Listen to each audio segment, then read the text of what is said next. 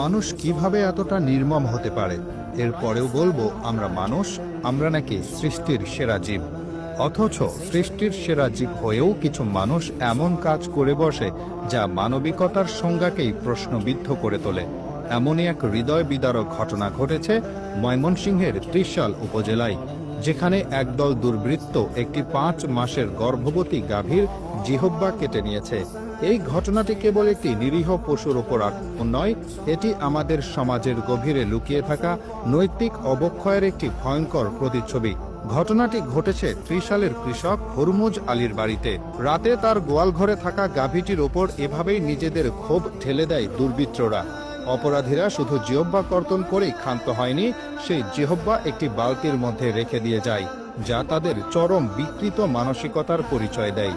পরদিন সকালে হুরমুজ আলী এবং তার পরিবারের সদস্যরা যখন গোয়ালঘরে যান, তখন যন্ত্রণায় ছটফট করতে থাকা গাভীটিকে দেখে হতভম্ব হয়ে পড়েন।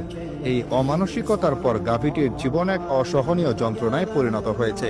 জিহ্বা না থাকায় সে আর আগের মতো স্বাভাবিকভাবে কোনো খাবার খেতে পারছে না, এমনকি পানি পান করতেও তার কষ্ট হচ্ছে।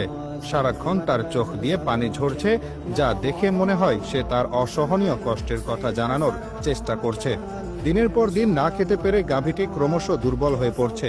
সবচেয়ে মর্মান্তিক বিষয় হলো গাভীটি 5 মাসের গর্ভবতী, তার পেটে বেড়ে উঠছে আরও একটি নতুন প্রাণ।